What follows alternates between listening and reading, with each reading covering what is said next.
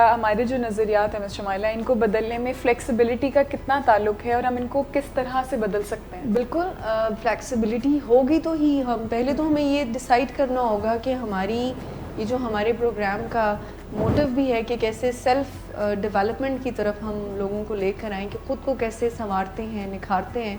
تو اس کے لیے پہلے تو اس ول کا ہونا بہت ضروری ہے نا، کہ مجھے اپنی زندگی میں آگے بڑھنا ہے اور مجھے اپنی ذات کو امپروو کرنا ہے، جس کو ہم سیلف ایکچولائزیشن بھی ان ادر ورڈس کہتے ہیں.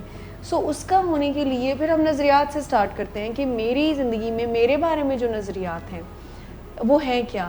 سرپرائزنگلی مس منل ہم لوگوں کو نہیں پتہ ہوتا کہ ہم کن نظریات سے ڈرائیو کر رہے ہیں.